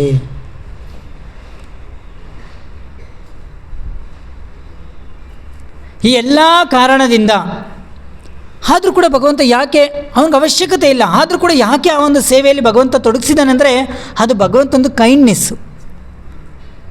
ಭಗವಂತನಿಗೆ ಅವಶ್ಯಕತೆ ಇಲ್ಲ, ಆದರೂ ಕೂಡ ಭಗವಂತ ಯಾಕಿದ್ದನ್ನೆಲ್ಲ ಮಾಡಿದೆ ಅಂದರೆ ಅವ್ರ ಮೇಲೆ ಕರುಣೆಗೋಸ್ಕರ. ದೇವತೆಗಳೆಲ್ಲರೂ ಕೂಡ ಇವತ್ತು ಭಗವಂತನ ಎಲ್ಲವನ್ನು ಸೃಷ್ಟಿ ಮಾಡಿ ಎಲ್ಲರಿಗೂ ಇಂದ್ರ ಚಂದ್ರ ವರುಣ ಅವರು ಎಲ್ಲರಿಗೂ ಕೂಡ ಒಂದು ಸೇವೆಯನ್ನು ಕೊಟ್ಟಿದ್ದಾನೆ ಅವರ ಉದ್ಧಾರಕ್ಕಾಗಿ. ಭಗವಂತ ನಮಗೂ ಸೇವೆಯನ್ನು ಕೊಟ್ಟಿದ್ದಾನೆ, ನಾವು ಸೇವೆಯನ್ನು ಮಾಡಬೇಕು. ಸೇವೆಯನ್ನು ಮಾಡ್ತಾ ಯಾರಿಗೋಸ್ಕರ? ನಮ್ಮ ಉದ್ಧಾರಕ್ಕಾಗಿ. ಅಪಾರ ಕಾರುಣ್ಯವುಳ್ಳಂಥ ಭಗವಂತ ಸೇವೆಯನ್ನು ಕೊಟ್ಟು ನಮ್ಮನ್ನು ಉದ್ಧಾರ ಮಾಡ್ತಾನೆ, ಪ್ರಜ್ಞೆಗೆ ತರ್ತಾನೆ, ಧಾಮಕ್ಕೆ ಕರ್ಕೊಂಡು ಹೋಗ್ತಾನೆ. ಆದರೆ ಅವನಿಗೆ ಅವಶ್ಯಕತೆ ಇಲ್ಲ. ನಾನು ಯಾಕೆ ಇದನ್ನೆಲ್ಲ ಎಕ್ಸ್ಪ್ಲೇನ್ ಮಾಡ್ತೇನೆ, ನೀವು ಒಂದು ಅರ್ಥ ಮಾಡಿ. ಇದೆಲ್ಲವೂ ಕೂಡ ನಮಗೆಲ್ಲ ಬೇಕು, ದೇವತೆಗಳಿಂದ ಹೇಳ್ತಾರೆ ನಮಗೆ ಎಲ್ರಿಗೂ ಬೇಕು, ಆದರೆ ಅವನಿಗೆ ಬೇಕಾಗಿಲ್ಲ. ಈಗ ಒಂದು ಪ್ರಶ್ನೆ ಬರುತ್ತೆ, ಅಲ್ಲ ಪ್ರಭು, ಅವನು ಸ್ವತಂತ್ರ, ಅವನಿಗೇನೂ ಬೇಕಾಗಿಲ್ಲ, ಅವನಿಗೇನೂ ಬೇಡ ಅಂತ ಹೇಳ್ತಾನೇ ಇದ್ದೀರಾ, ಅವ್ರಿಗೆ ಯಾವುದರ ಅವಶ್ಯಕತೆಯೂ ಇಲ್ಲ, ಇಷ್ಟೆಲ್ಲ ಇಲ್ಲ ಅಂತ ಇದ್ದರೆ. ಆದರೆ ನೋಡ್ರಿ, ನೀವು ಭಗವದ್ಗೀತೆಯಲ್ಲಿ ಪತ್ರಂ ಪುಷ್ಪಂ ಫಲಂ ತೋಯಂ, ಕೃಷ್ಣ ಹೇಳ್ತಾನೆ ನಂಗೆ ಪತ್ರ ಕೊಡು, ನಂಗೆ ಫಲಂ ಕೊಡು. ಸತತಂ ಕೀರ್ತಯಂತೋ ಮಾಂ, ನನ್ನ ಜಪ ಮಾಡು. ಯಜ್ಞಾನಾಂ ಜಪ ಯಜ್ಞೋಸ್ಮಿ, ನನ್ನ ಜಪ ಮಾಡು. ಸರ್ವಧರ್ಮಾನ್ ಪರಿತ್ಯಜ್ಯ ಮಾಮೇಕಂ, ನನಗೆ ಶರಣ. ಏನೂ ಬೇಡ ಬೇಡ, ಅವ್ನಿಗೇನೂ ಬೇಕಾಗಿಲ್ಲ, ಎಲ್ಲ ಐತೆ ಅಂತ ಇದ್ದೀರಾ. ಪತ್ರ ಕೊಡು ಅಂತ ಕೇಳ್ತಾವನೆ ಕೃಷ್ಣ. ಮತ್ತೆ ಯಾಕಿರ್ಬೋದು? ಯಾರು ಹೇಳ್ತೀರಾ? ಪ್ರೀತಿಯ ವಿನಿಮಯ. ಯಾಕೆ ಕೃಷ್ಣನಿಗೆ ಇವೆಲ್ಲ ಕೊಡಬೇಕು? ಯಾಕೆ ಕೃಷ್ಣನ ಜಪ ಮಾಡಬೇಕು? ಯಾಕೆ ಕೃಷ್ಣನನ್ನು ಗುಣಗಾನ ಮಾಡಬೇಕು? ಸತತಂ ಕೀರ್ತಯಂತೋಮ. ಯಾಕೆ ಇವರೆಲ್ಲರೂ ಕೂಡ ಅಷ್ಟೊಂದು ಕೊಂಡಾಡ್ತಾ ಇದ್ದಾರೆ? ಸಾರ್ಥಕತೆ, ಅದ್ಭುತ ಮಾತಾಜಿ. ಆಮೇಲೆ ಧಾಮಕ್ಕೆ ಹೋಗಬೇಕು. ನಿಮಗೆಲ್ಲ ಗೊತ್ತು ಆನ್ಸರು. ಸರಳವಾಗಿದ್ದೇನು ಗೊತ್ತಾ? ಒಂದು ಸಾರ್ಥಕತೆ, ಎರಡನೇದಾಗಿ ಪವಿತ್ರತೆ, ಮೂರನೇದಾಗಿ ಆನಂದ. ನಾವು ಯಾಕೆ ಮಾಡ್ತೀವಿ ರೀ? ಜಪ ಮಾಡಿದ್ರೆ ಆನಂದ ನಿಮ್ಗಾಗುತ್ತಾ, ಕೃಷ್ಣನಿಗಾಗುತ್ತಾ? ಕೀರ್ತನೆ ಮಾಡಿದ್ರೆ ಆನಂದ ನಿಮ್ಗಾಗುತ್ತಾ, ಕೃಷ್ಣನಿಗಾಗುತ್ತಾ? ಜಗನ್ನಾಥ್ಗೆ ಚಪ್ಪನ್ ಭೋಗ ಅಷ್ಟು ಕೊಟ್ಟರಲ್ಲ, ರಥಾರೂಢನಾಗಿ ಕೂತವನು ಜಗನ್ನಾಥ, ಆರು ಎದ್ದೆದ್ದು ಕುಣಿದವನು ಯಾರು? ನಾವು. ಹೌದಲ್ವಾ? ಕೀರ್ತನೆ ಮಾಡಿದ್ರೆ ಆನಂದ ನಮಗೆ, ಜಪ ಮಾಡಿದ್ರೆ ಆನಂದ ನಮಗೆ. ಪ್ರಸಾದ ಪತ್ರಂ ಪುಷ್ಪಂ ಫಲಂ ತೋಯಂ. ನೀವೇನೆಲ್ಲ ತಿಂತೀರಲ್ವಾ, ಏನೆಲ್ಲ ಮಾಡ್ತೀರಿ? ಯತ್ ಕರೋಷಿ ಯಜಶ್ನಾಶಿ ಯಜ್ಜುಹೋಷಿ ದದಾಸಿ ಯತ್ ತಪಸ್ಯಸಿ ಕೌಂತೆಯ ತತ್ಕುರೋಷಿ ಮದರ್ಪಣಂ. ನನಗೆ ಕೊಡು. ನೀನು ಮಾಡೋದೆಲ್ಲ ನೀನು ತಿಂತೀಯಾ, ಕೆಲಸ ಮಾಡ್ತೀಯಾ, ಸ್ಮರಣೆ ಮಾಡ್ತೀಯಾ, ಯಾಗ ಮಾಡ್ತೀಯ, ಯಜ್ಞ ಮಾಡ್ತೀಯ, ತ್ಯಾಗ ಮಾಡ್ತೀಯ, ಎಲ್ಲ ಏನು ಮಾಡು ಅಂದರೆ ನನಗಾಗಿ ಮಾಡು. ನನ್ನ ಹತ್ರ ಇಲ್ಲ ಅಂತ ಅಲ್ಲ. ಅದೆಲ್ಲ ಏನಾಗುತ್ತೆ ಅಂದರೆ ಪವಿತ್ರವಾಗುತ್ತೆ. ನೀವು ಅಡುಗೆ ಮಾಡ್ಬಿಟ್ಟು ಭಗವಂತನಿಗೆ ಯಾಕೆ ಇರ್ತೀವಿ ಅಂದರೆ ಆ ಅಡುಗೆ ಪವಿತ್ರವಾಗಬೇಕು, ತಿನ್ನಂಥ ನೀವು ಪವಿತ್ರರಾಗಬೇಕು ಅಷ್ಟೇ ವಿನಃ ಅವ್ನಿಗೆ ಹಸುವಾಗಿದೆ ಅಂತಲ್ಲ. ಅಥವಾ ನಾವು ಯಾರೋ ಒಬ್ರಿಗೆ ಏನಾದ್ರು ಕೊಡ್ತೀವಿ, ಯಾಕೆ ಕೊಡ್ತೀವಿ? ಇನ್ಸ್ಪೈರ್ ಮಾಡಬೇಕು ಅಂತ ಕೊಡ್ತೀವಿ. ಒಂದು ಹುಡುಗಿಗೆ ರೋಸ್ ಕೊಡ್ತಾನೆ, ಯಾಕೆ ಕೊಡ್ತಾನೆ? ಗಿಫ್ಟ್ ಕೊಡ್ತಾನೆ, ಯಾಕೆ ಕೊಡ್ತಾನೆ? ಮೆಚ್ಚಿಸ್ಬೇಕಲ್ವಾ, ಒಪ್ಪಿಸ್ಬೇಕಲ್ವಾ? ಕೊಡದೇ ಇದ್ಬಿಡಿ ನೋಡೋಣ. ಮನೇಲಿ ಹೆಂಡತಿ ಇರ್ತವೆ, ವರ್ಷಕ್ಕೆ ಒಂದು ಸರಿ ಆದರೂ, ವೆಡ್ಡಿಂಗ್ ಆ್ಯನಿವರ್ಸರಿಗೆ ಆದರೂ ಒಂದು ಸೀರೆ ಕೊಡಿಸೇ ಎದ್ಬಿಡಿ ನೋಡೋಣ. ವರಮಹಾಲಕ್ಷ್ಮಿ ಹಬ್ಬಕ್ಕೆ ನೀವು ಸ್ವಲ್ಪ ಹಣ ಕೊಡದೇ ಇದ್ಬಿಡಿ ನೋಡೋಣ. ಮೆಚ್ಚಿಸ್ಬೇಕಲ್ವ? ಆದರೆ ಆ ಶ್ರೀಹರಿನ ಏನು ಕೊಟ್ಟು ಮೆಚ್ಚಿಸ್ತೀರಾ ನೀವು? ಏನು ಕಡಿಮೆ ಇದೆ ಅಂತ ಕೊಟ್ಟು ಮೆಚ್ಚಿಸ್ತೀರಾ? ಏನು ಕೊಡೋಣ ನಾವು ಅವ್ರಿಗೆ? ಹ್ಯಾಂಗೆ ಮೆಚ್ಚಿಸಲಿ ನಿನ್ನ ಶ್ರೀಹರಿ ಅಂತ ಹೇಳ್ತಾರೆ. ಏನು ಕೊಡೋದು? ಮಂಗಳಾಭಿಷೇಕಕ್ಕೆ ನಿಮ್ಗೆ ಏನಾದ್ರು ಸ್ವಲ್ಪ ಉದಕ ಗಂಗೆಯಿಂದ ನೀರು ತಂದ್ಕೊಂಡು ಅಂದರೆ ಆ ಗಂಗೆ ಉಂಗುಟನೇ ನಿನ್ನ ಹತ್ರನೇ ಐತಪ್ಪ. ಅವನನ್ನ ನೀವೇನು ಕೊಟ್ಟು ಮೆಚ್ಚೋಕ್ಕಾಗಲ್ಲ, ಯಾಕಂದರೆ ಅವನ ಹತ್ರ ಎಲ್ಲವೂ ಇದೆ. ಆದರೂ ಕೂಡ ಯಾಕೆ ಕೊಡಬೇಕಂದ್ರೆ, ಯಾಕೆ ಕೇಳ್ತಿದ್ದಾನೆ ಅಂದರೆ ನಮ್ಮ ಉದ್ಧಾರಕ್ಕಾಗಿ ಅನ್ನೋದನ್ನು ನಾವು ಅರ್ಥ ಮಾಡ್ಕೋಬೇಕು. ಆಮೇಲೆ 4ನೇ ಪಾಯಿಂಟ್ ಈಗ ಬರ್ತಾಯಿದ್ದು ನೋಡಿ, ಲಕ್ಷ್ಮೀ ದೇವತೆ. ಆ ಲಕ್ಷ್ಮೀ ದೇವತೆ ನಾನು ಆವಾಗಲೇ ಹೇಳ್ದಂಗೆ ಭಗವಂತನ ಮೇಲೆ ಭಗವಂತನಿಗೆ ಸೇವೆಯನ್ನು ಮಾಡ್ತಾ ಇನ್ನೊಂದು ಪದ ಉಪಯೋಗಿಸ್ತಾ ಇದ್ದಾರೆ. ಏನಂದರೆ, ದೇವೋತ್ತಮ ಪರಮ ಪುರುಷನು ತನ್ನ ಗರ್ಭೋದಕಶಾಹಿ ವಿಷ್ಣು ರೂಪದಲ್ಲಿ ಭೌತಿಕ ಜಗತ್ತಿನ ಪ್ರಥಮ ಸೃಷ್ಟಿಯಾದ ಬ್ರಹ್ಮನನ್ನು ತನ್ನ ನಾಭಿ ಕಮಲದ ನಾಳದಿಂದ ಪಡೆಯುತ್ತಾನೆಯೇ ಹೊರತು ಸದಾ ತನ್ನ ಸೇವೆಯಲ್ಲಿ ನಿರತಳಾಗಿರುವ ಲಕ್ಷ್ಮಿಯ ಗರ್ಭದಿಂದಲ್ಲ. ಎಲ್ಲರಿಗೂ ಕೂಡ ಮಕ್ಕಳು ಬೇಕು, ಮದುವೆ ಆದಮೇಲೆ ಮಗು ಬೇಕಂದ್ರೆ ಗಂಡ ಹೆಂಡತಿ ಇರಬೇಕು, ಇಲ್ಲಾಂದರೆ ಮಗು ಹುಟ್ಟಲ್ಲ. ಹೌದಲ್ವಾ? ಭಗವಂತ ಏನು ಅದ್ಭುತ, ಏನು ಐಶ್ವರ್ಯ, ಭಗವಂತನೊಂದು ಏನು ಗ್ರೇಟ್ನೆಸ್ಸು. ಆ ಒಂದು ಮಗನನ್ನು ಕೂಡ ತನ್ನ ನಾಭಿ ಕಮಲದಲ್ಲೇ ಸೃಷ್ಟಿ ಮಾಡಿದ ಹೊರತು ಲಕ್ಷ್ಮಿ ಮೇಲೆ ಡಿಪೆಂಡ್ ಆಗಿಲ್ಲ. ಈ ಸ್ವತಂತ್ರ. ಅವನು ಯಾರು? ಸ್ವತಂತ್ರ. ಅವನು ಯಾರ ಮೇಲೂ ಡಿಪೆಂಡ್ ಆಗಿಲ್ಲ. ಇಂತಹ ಭಗವಂತನನ್ನು ನಾವೆಲ್ಲರೂ ನೋಡೋಕ್ಕಾಗತ್ತೆ. ಎಷ್ಟು ಚೆನ್ನಾಗಿರುತ್ತಲ್ವ? ಹೆಂಗಸರು ಯಾರು ಗರ್ಭಧಾರಣೆ ಮಾಡೋ ಅವಶ್ಯಕತೆನೇ ಇಲ್ಲ, ಎಲ್ಲ ಗಂಡಸರಿಗೆ ಎದ್ದಿದ್ರೆ ಎಷ್ಟು ಚೆನ್ನಾಗಿರ್ತೈತಲ್ವ? ಎಷ್ಟು ಯಾತನೆ ಅಲ್ವಾ, ಎಷ್ಟು ನೋವಲ್ವಾ, ಎಷ್ಟು ಬಾಧೆ ಅಲ್ವಾ? ಆದರೆ ಭಗವಂತ ತನ್ನ ಒಡತಿಗೆ ಆ ಯಾತನೆಯನ್ನು ಕೊಡದೆ ಮಗನನ್ನು ತನ್ನ ನಾಭಿ ಕಮಲದಲ್ಲಿ ಹುಟ್ಟಿಸ್ತ. ರಾಧ ಮಾಧವ ಅಷ್ಟಸಖಿ ವೃಂದಕಿ. ಭಗವಂತನು ಹೇಗೆ ಸರ್ವತಂತ್ರ, ಸ್ವತಂತ್ರ ಮತ್ತು ಪರಿಪೂರ್ಣ ಎನ್ನುವುದಕ್ಕೆ ಇವು ಕೆಲವು ಉದಾಹರಣೆಗಳು ಮಾತ್ರ. ಇನ್ನು ಕೊನೆಯದಾಗಿ ಇನ್ನೊಂದು ಪದ ಇದೆ, ಅದನ್ನು ಹೇಳ್ತಾ ಆದಷ್ಟು ಬೇಗ ಈ ಒಂದು ಇದನ್ನು ಮುಗಿಸೋಣ. ಕೊನೆಯದಾಗಿ ಇಲ್ಲಿರುವಂಥದ್ದು ಏನಂದರೆ, ಅಚಿಂತನೀಯ ಶಕ್ತಿಗಳಿಂದ ಅವನು ಪೂರ್ಣನಾಗಿದ್ದಾನೆ. ಅವನಲ್ಲಿ ಎಷ್ಟು ಶಕ್ತಿಗಳಿದೆ ಅಂದರೆ ಜೊತೆಯಲ್ಲಿ ಅಷ್ಟೆಲ್ಲ ಶಕ್ತಿಗಳಿದ್ದಂತಹ ಭಗವಂತ ಕೇವಲ ಇಚ್ಛೆ ಮಾತ್ರದಿಂದ, ಯಾವುದೇ ದೈಹಿಕವಾದಂತಹ ಪ್ರಯತ್ನ, ವ್ಯಕ್ತಿಗತವಾದಂಥ ಪ್ರಯತ್ನ ಇಲ್ಲ, ಕೇವಲ ಅಚಿಂತ್ಯವಾದಂತಹ ಶಕ್ತಿಯಿಂದ, ಕೇವಲ ತನ್ನ ಕುಡಿಗಣ್ಣ ನೋಟ ಮಾತ್ರದಿಂದ ಅನಂತ ಕೋಟಿ ಬ್ರಹ್ಮಾಂಡಗಳನ್ನು ಭಗವಂತ ಸೃಷ್ಟಿ ಮಾಡ್ತಾನೆ. ಸೃಷ್ಟಿ ಮಾಡಿದಂಥ ಎಲ್ಲ ಬ್ರಹ್ಮಾಂಡಗಳು ಕಾಲ ಕಾಲಕ್ಕೆ, ಆ ಒಂದು ಸಮಯಕ್ಕೆ, ಆ ಒಂದು ಸೀಸನ್ಗೆ ತಕ್ಕಂತೆ ಎಲ್ಲ ಕೆಲಸಗಳು ತಾನಾಗೇ ಆಗ್ತಾಯಿದೆ. ಮೇಂಟೈನರ್. ಅದಕ್ಕೋಸ್ಕರ ಬೆಳಿಗ್ಗೆ ಬೇಗ ಎದ್ಬಿಟ್ಟು ಓಡೋಗ್ಬೇಕು, ಆಫೀಸ್ಗೆ ಹೋಗ್ಬೇಕು, ಅಲ್ಲಿ ಹೋಗ್ಬಿಟ್ಟು ಅಲ್ಲಿ ಕಂಟ್ರೋಲ್ ಮಾಡಬೇಕು, ಇಲ್ಲಿ ಹೋಗ್ಬಿಟ್ಟು ಇಲ್ಲಿ ಕಂಟ್ರೋಲ್ ಮಾಡಬೇಕು, ಏನಿಲ್ಲ. ನಾವು ನೀರು ತರಬೇಕಂದ್ರೆ ಬೆಳಿಗ್ಗೆ ಎದ್ದು ಓಡೋಗಬೇಕು, ಅದಕ್ಕೆ ಬೇಕಂದ್ರೆ ಓಡೋಗಬೇಕು, 5 ರೂಪಾಯಿ ಕ್ಯಾನ್ ಇಟ್ಕೊಂಡು ಓಡೋಗಬೇಕು, ಏನಿಲ್ಲ. ನಮ್ಮನೆ ಒಂದಕ್ಕೆ ಮೇಂಟೆನೆನ್ಸ್ಗೆ. ಭಗವಂತ ಅಲ್ಲ, ಅನಂತ ಕೋಟಿ ಬ್ರಹ್ಮಾಂಡಗಳನ್ನು ಭಗವಂತ ಅಲ್ಲೇ ಹಾಗೆ ಎತ್ಕೊಂಡು ಎಲ್ಲ ಮೇಂಟೈನ್ ಮಾಡ್ತಾನೆ. ಅದು ಭಗವಂತನ ಗ್ರೇಟ್ನೆಸ್. ನಾವೊಂದು ಮನೆ ಮೇಂಟೈನ್ ಮಾಡೋಕ್ಕೆ ಅದು ಎಷ್ಟೆಷ್ಟು ಓಡಾಡಿರ್ತೀವೋ, ಒಳ್ಳೆ ಅದೇನೋ ಅದು ಹೇಳ್ತಾ ಇರ್ತಾರೆ, ಯಾಕೆ ಹಿಂಗಾಡ್ತಾ, ಒಳ್ಳೆ ಮರಿ ಹಾಕಿರೋ ಬೆಕ್ತರ ಓಡಾಡ್ತಾ ಇದೆಯಾ, ಮರಿ ಹಾಕಿರೋ, ಎಷ್ಟು ಓಡಾಡಬೇಕಲ್ವ. ಆ ಭಗವಂತನ ಶಕ್ತಿ ಹೇಗಿದೆ ಅಂದರೆ ಇಚ್ಛೆ ಮಾತ್ರದಿಂದ ಅವನು ಊಹೆ ಮಾಡಿದ್ರೆ ಎಲ್ಲ ಕೆಲಸಗಳು ಆಗುತ್ತೆ. ನೀವು ಊಹೆ ಮಾಡ್ಕೊಂಡು ಹಂಗೆ ಕೂತ್ಕೊಂಡ್ರೆ ಅನ್ನ ಸಾಂಬಾರಲ್ಲ, ಒಂದು ತಟ್ಟೆ ಇಡ್ಲಿನೂ ಕೊಡಲ್ಲ ಯಾರಿಗೂ, ಅಮ್ಮನೂ ಕೊಡೋದು. ಯಾಕೆ ಹಿಂಗೆ ಕೂತಿದ್ಯಾ, ವಯಸ್ಸಾಗೈತೆ, ದಾಂಡಗಿನಾಗಿ ಬೆಳೆದಿದ್ದೀಯಾ, ಸುಮ್ಮ ಕೂತಿದೆಯಲ್ಲ, ಎದ್ದೋಗು ಅಂತಾರೆ. ಇಲ್ಲ ಅಮ್ಮ, ನಂಗೆ ಇಚ್ಛೆ ಆಗಿದೆ ಅಮ್ಮ, ನಂಗೆ ಒಂದು ಸ್ವಲ್ಪ ಹಣ ಕೊಡು ಅಂತ ಕೊಡ್ತಾರಾ? ನನಗೆ ತುಂಬ ಇಚ್ಛೆ ಆಗಿದೆ, ದಯವಿಟ್ಟು ಸ್ವಲ್ಪ ಏನಾದ್ರು ಕೊಡಿ ಅಂದರೆ ಕೊಡ್ತೀರಾ? ಇಲ್ಲ. ಕೊಡ್ತಾರಾ? ಯಾರೂ ಕೊಡಲ್ಲ. ಆದರೆ ಭಗವಂತ ಹಾಗಲ್ಲ, ಇಚ್ಛೆ ಮಾತ್ರದಿಂದ ಏನು ಬೇಕಾದ್ರೂ ಮಾಡ್ತಾನೆ. ಅದು ಭಗವಂತನ ಶಕ್ತಿ. ನಮ್ಮದೆಲ್ಲ ಒಂದೇ ಫಿಲಾಸಫಿ, ಕೈ ಕೆಸರಾದ್ರೇ ಬಾಯಿ ಮೊಸರು. ನೀವು ಕೈ ಹಾಕಿಲ್ಲ ಅಂದರೆ ಏನೂ ಕೊಡಲ್ಲ. ಆದರೆ ಭಗವಂತ ಏನೂ ಬೇಕಾಗಿಲ್ಲ. ಅದು ಭಗವಂತಂದು ಗ್ರೇಟ್ನೆಸ್ಸು. ಭಗವಂತ ಕಣ್ಣು ಜಸ್ಟ್ ಕಣ್ಣು ಹೀಗೆ ಬಿಟ್ಟರೆ ಸಾಕು, ಸೃಷ್ಟಿಗಳು ಆಗ್ಬಿಡ್ತವೆ. ನೀವು ಕಣ್ಣು ಜೋರು ಮಾಡಿಬಿಟ್ಕೊಂಡ್ರೆ ನಿಮ್ಮ ಮಕ್ಕಳು ಎದುರಲ್ಲ. ಇದು ಭಗವಂತಂದು. ಈ ಪ್ರಕಾರವಾಗಿ ಭಗವಂತ ಹೇಳ್ತಾನೆ, ಮಯ್ಯಾದಕ್ಷಿಣ ಪ್ರಕೃತಿ ಸೂಯತೆ ಸಹಚರಾಚರಂ ಹೇತು ನಾನೇನ ಕೌಂತೆಯ ಜಗತ್ ವಿಪರಿವರ್ತತೆ. ಇದೆಲ್ಲವನ್ನು ಕೂಡ ಸೃಷ್ಟಿ ಮಾಡಿ, ಇದೆಲ್ಲವನ್ನು ಕೂಡ ಮೇಂಟೈನ್ ಮಾಡೋನು ಯಾರು ಅಂದರೆ ಅದು ನಾನು ಅನ್ನೋದು ಭಗವಂತ. ದಯವಿಟ್ಟು ಅರ್ಥ ಮಾಡಿ, ಭಗವಂತ ಕೇವಲ ಬ್ರಹ್ಮಾಂಡದಲ್ಲಿ ಮಾತ್ರ ಎಲ್ಲ ಕೆಲಸಗಳನ್ನು ಮಾಡ್ತಾಯಿಲ್ಲ. ಇಷ್ಟೆಲ್ಲ ಕೆಲಸಗಳನ್ನು ನೀವು ಭಗವಂತ ಎಲ್ಲ ಮಾಡಿದ್ದಾನೆ, ಇದೆಲ್ಲ ನಡೀತಾ ಇದೆ. ನಮ್ಮ ಹೃದಯದಲ್ಲೂ ಕೂಡ ಅದೇ ಭಗವಂತ, ಅದೇ ಪರಮಾತ್ಮನಾಗಿ ಅಷ್ಟೇ ಕೆಲಸಗಳನ್ನು ಭಗವಂತನೇ ಮಾಡ್ತಾ ಇದ್ದಾನೆ. ಪ್ರತಿ ದಿನಕ್ಕೆ, ಒಂದು ದಿನಕ್ಕೆ ನಿಮ್ಮೆಲ್ಲರ ಹೃದಯ ಕೂಡ 1,00,000 ಬಾರಿ ಲುಬ್ ಡುಬ್ ಅಂತ ಹೊಡ್ಕೊಳ್ಳುತ್ತೆ. ನೀವು ಹೇಳಿದ್ದೀರಾ ಹೃದಯ ಬಡಿತಾ ಹೊಡ್ಕೋ ಹೊಡ್ಕೋ ಹೊಡ್ಕೋ ಅಂತ ನೀವು ಯಾವಾಗಲೂ ಹೇಳಿದ್ದೀರಾ? ಅದು ಹೊಡ್ಕೋತಾನೇ ಇದೆ. ಚೆನ್ನಾಗಿ ಪ್ರಸಾದ ತಿಂತೀವಿ, ತಿಂದಿದ್ದೇನಾಗುತ್ತೆ, ಜೀರ್ಣ ಆಗುತ್ತೆ. ಜೀರ್ಣವಾದದ್ದು ಮಾಂಸ, ರಕ್ತ ಆಗುತ್ತೆ, ರಕ್ತ ಆಗಿದ್ದು ಮಾಂಸ ಖಂಡಗಳಾಗಿ ಬೆಳೀತಾ ಇದೆ. ನೀವು ಮಾಡಿದ್ರಾ? ಅಹಂ ವೈಶ್ವಾನರೋ ಭೂತ್ವ ದೇಹಿನಾಂ ಒಳಗಡೆ ಇರುವಂಥ ಭಗವಂತ ಆ ಕೆಲಸ ಮಾಡಿದ್ದಾನೆ. ನಮ್ಮ ಹೃದಯದಲ್ಲಿ ಎಷ್ಟೋ ವಿಚಾರಗಳು ಬರ್ತವೆ, ಎಷ್ಟೆಲ್ಲ ಏನೆಲ್ಲ ನಡೀತಾ ಇದೆಯಲ್ವಾ. ಕೇವಲ ಒಂದೇ ಒಂದು ಅಣುವಿನಿಂದ ಭಗವಂತ ಇಷ್ಟೆಲ್ಲ ನೋಡಿ. ಇಡೀ ನಮ್ಮ ಹೃದಯ ಎಲ್ಲಿದೆ ಅಂದರೆ ಇಲ್ಲೈತೆ, ನಮ್ಮ ಆತ್ಮ ಎಲ್ಲಿದೆ ಅಂದರೆ ಇಲ್ಲಿದೆ. ಆದರೆ ಪ್ರಜ್ಞೆ ದೇಹದ ಎಲ್ಲ ಕಡೆ ಐತೆ. ಎಲ್ಲೂ ಮುಟ್ಟಿದ್ರು, ಎಲ್ಲೂ ಸೂಜಿ ಚುಚ್ಚಿದ್ರು ನೋವಾಗುತ್ತೆ. ಯಾರು ಮಾಡ್ತಿದ್ದಾರೆ ಇದೆಲ್ಲ?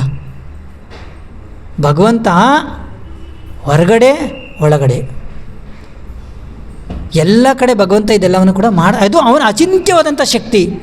ನಾವು ಮನೇಲಿ ಇತ್ಕೊಂಡು ಈಚೆ ಕೆಲಸ ಮಾಡೋಕ್ಕಲ್ಲ, ಈಚೆ ಎತ್ಕೊಂಡು ಮನೇಲಿ ಕೆಲಸ ಮಾಡೋಕ್ಕಾಗಲ್ಲ. ನಾವೆಲ್ಲೋಗ್ಬೇಕು ಅಲ್ಲೇ ಹೋಗಬೇಕು ಅಲ್ವಾ. ಅದು ಭಗವಂತನ ಅಚಿಂತ್ಯವಾದಂತಹ ಶಕ್ತಿ. ಕೊನೆಯದಾಗಿ ಇಷ್ಟೆಲ್ಲ ಅಚಿಂತ್ಯವಾದಂಥ ಭಗವಂತನಿಗೆ ಏನಿದೆ ಅಂದರೆ ಅಷ್ಟಸಿದ್ಧಿಗಳಿರುವಂಥ ಎಲ್ಲ ಇರುವಂತಹ ಭಗವಂತ ಯಾರು ಅಂದರೆ ಅವನು ಯೋಗೇಶ್ವರ.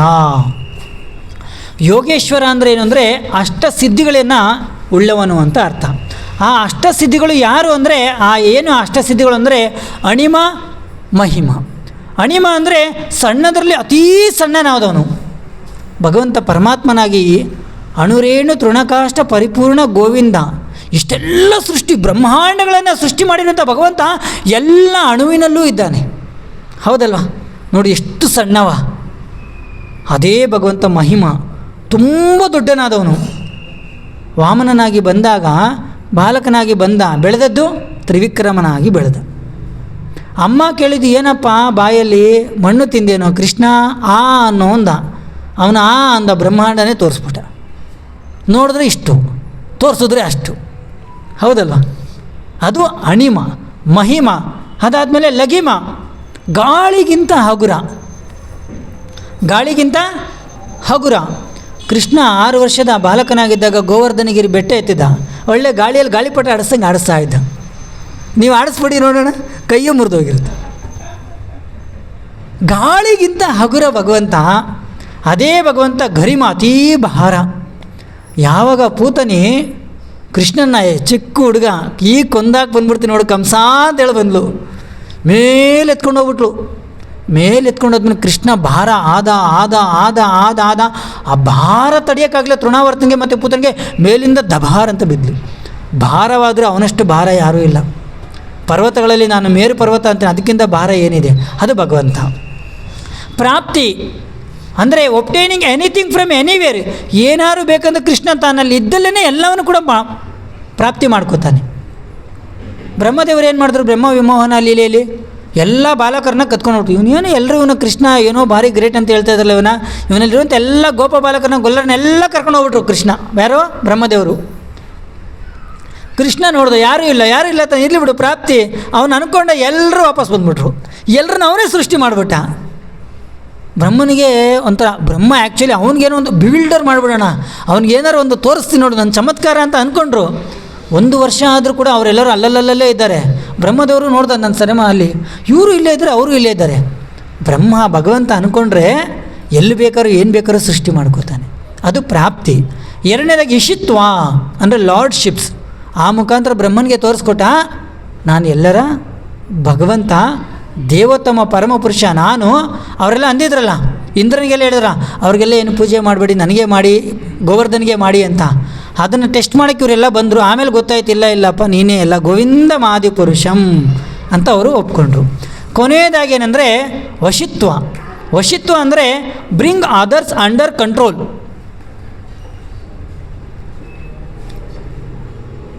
ಕೃಷ್ಣ ಯಾರ್ಯಾರನ್ನ ಕಂಟ್ರೋಲ್ಗೆ ತೊಗೊಂಡಿದ್ದಾನೆ? ಯಾರನ್ನ ಕಂಟ್ರೋಲ್ ತೊಗೊಂಡಿದ್ದಾನೆ ಕೃಷ್ಣ?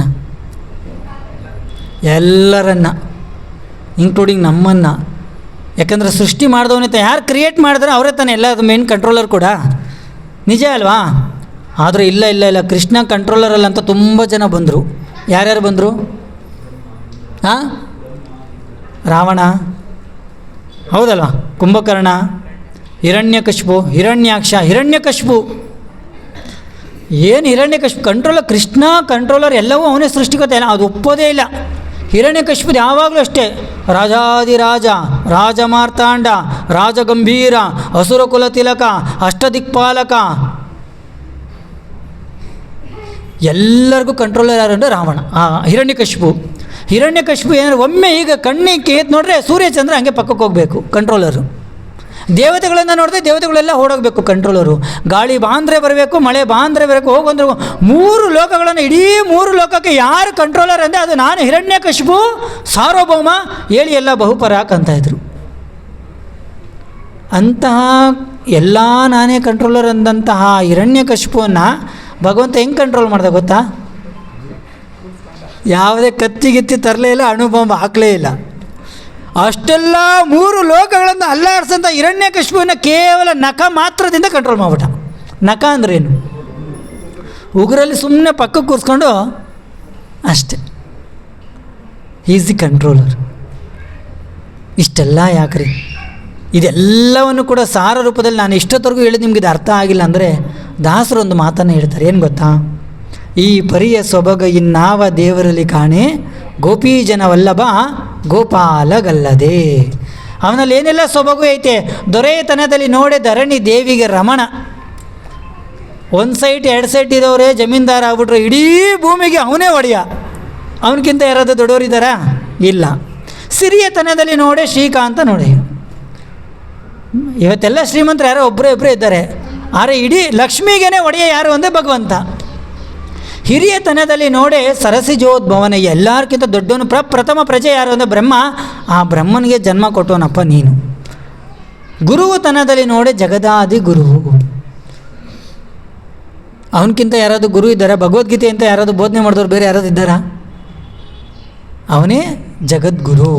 ಈ ಪ್ರಕಾರವಾಗಿ ನೀವು ಪಾವನತ್ವದ ನೋಡಿ ಅಮರ ಗಂಗಾಜನಕ, ಪವಿತ್ರದಲ್ಲಿ ನೋಡಬೇಕಂದ್ರೆ ಗಂಗಾದೇವಿ ಎಲ್ಲರನ್ನೂ ಕೂಡ ಪವಿತ್ರ ಮಾಡ್ತಾ, ಅಂಥ ಗಂಗಾದೇವಿನ ಸೃಷ್ಟಿ ಮಾಡಿದವನು ಭಗವಂತ ನೀನೇ. ಈ ಪ್ರಕಾರವಾಗಿ ಇಷ್ಟೆಲ್ಲ ಇರುವಂತಹ, ಇಷ್ಟೆಲ್ಲ ಐಶ್ವರ್ಯಗಳನ್ನು, ಇಷ್ಟೆಲ್ಲ ಅಪರಿಮಿತವಾದಂಥ ಶಕ್ತಿಗಳನ್ನು, ಇಷ್ಟೆಲ್ಲ ಅಚಿಂತ್ಯವಾದಂಥ ಶಕ್ತಿಗಳನ್ನು ಹೊಂದಿರುವಂತಹ ಭಗವಂತ ಕೃಷ್ಣ 21ನೇ ಶ್ಲೋಕದಲ್ಲಿ ಹೇಳ್ತಾ ಇದ್ದಾರೆ, ದೇವೋತ್ತಮ ಪರಮ ಪುರುಷನಾದ ಕೃಷ್ಣ ನೀನಲ್ಲದೆ ಪರಮ ಪ್ರಭು ಎಂದು ಕರೆಸಿಕೊಳ್ಳುವ ಬೇರೆ ಯಾರು ತಾನೇ ಅರ್ಹರು. ಅಂತಹ ಬ್ರಹ್ಮ, ಅಂತಹ ಶಿವ ಕೂಡ ನಿನ್ನ ಪಾದದಿಂದ ಬಂದಂತಹ ಗಂಗೆಯನ್ನು ಬ್ರಹ್ಮದೇವರು ಪಡ್ಕೊಂಡು ಇಡೀ 3 ಲೋಕಗಳನ್ನು ಪವಿತ್ರ ಮಾಡಿದ್ರು. ಆ ಪವಿತ್ರ ಮಾಡಿದಂಥ ಗಂಗೆಯನ್ನು ಶಿವ ತನ್ನ ತಲೆಯ ಮೇಲೆ ಧರಿಸಿದನೆ. ನಿನ್ನ ಪಾದದ ಧೂಳಿಗೆ ಅಷ್ಟು ಮಹಿಮೆ ಇರಬೇಕಂದ್ರೆ ಕೃಷ್ಣ, ನಿನ್ನ ಗ್ರೇಟ್ನೆಸ್ನ ನಾನು ಹೇಳೋಕ್ಕಾಗತ್ತಾ? ಅನುವಾದದಲ್ಲಿ ಹೇಳಿದ್ರಲ್ಲ, ಇದನ್ನು ಯಾರು ಕೂಡ ಅವನನ್ನು ಸಂಪೂರ್ಣವಾಗಿ ವಿವರಿಸಲಾರರು ಅಂತ ಭಗವಂತ ಖುದ್ದಾಗಿ ವೇದವ್ಯಾಸರು ಹೇಳ್ತಾ ಇದ್ದಾರೆ. ಅಂಥದ್ರಲ್ಲಿ ನಾವು ಮಾತ್ರ ಏನು ಹೇಳೋಕ್ಕಾಗ? ಇದನ್ನೆಲ್ಲ ಯಾಕೆ ಹೇಳಿದೆ ಅಂದರೆ ಇದು ಭಗವಂತನ ಗ್ರೇಟ್ನೆಸ್. ನಾವು ನಿಜವಾಗ್ಲೂ ಕೂಡ ಯಾವಾಗಲೂ ಪ್ರತಿ ಕ್ಷಣ ಭಗವಂತನ ಒಂದು ಕೈ ಹೇಳ್ತಾರೆ, ಪ್ರತಿ ಕ್ಷಣದಲ್ಲೂ, ಪ್ರತಿ ಕೆಲಸದಲ್ಲೂ, ಪ್ರತಿಯೊಂದು ವಿಷಯದಲ್ಲೂ ಆ ಭಗವಂತನದೇ ಕೈ ಇದೆ. ಅದನ್ನು ನಾವು ಅರ್ಥ ಮಾಡಿಕೊಂಡ್ರೆ ಅವಾಗ ಯಾವಾಗಲೂ ಕೂಡ ಯಾರಪ್ಪ ಮಾಡೋದು ಅಂದರೆ ಕೃಷ್ಣ ಮಾಡಿಸ್ತಾ ಅಂತ ಹೇಳ್ತೀವಿ, ಇಲ್ಲಾಂದರೆ ಎಲ್ಲ ನಾವೇ ಮಾಡಿದೆ ಅಂತ ಹೇಳ್ತಾ ಇರ್ತೀವಿ. ತಾತ್ಪರ್ಯ ಇಷ್ಟೇ, ಭಗವಂತನ ಗ್ರೇಟ್ನೆಸ್ನ ನಾವು ಅರ್ಥ ಮಾಡ್ಕೋಬೇಕು, ಅವನಿಗೆ ಸರ್ವಿಸ್ನ ನಾವು ಬೆಳೆಸ್ಕೋಬೇಕು. ಅಷ್ಟು ಹೇಳ್ತಾ ಈ 2 ಶ್ಲೋಕದ ತಾತ್ಪರ್ಯವನ್ನು ಇಲ್ಲಿಗೆ ನಾವು ಮುಕ್ತಾಯ ಮಾಡೋಣ. ಗ್ರಂಥರಾಜ್ ಶ್ರೀಮದ್ ಭಾಗವತಂ ಕಿ, ಶ್ರೀಲ ಪ್ರಭುಪಾದ್ ಕಿ. Thank you. ಇವತ್ತು ಸ್ವಲ್ಪ ಬೇಗ ಪ್ರವಚನವನ್ನು ಮುಕ್ತಾಯ ಮಾಡಿದ್ದೀನಿ.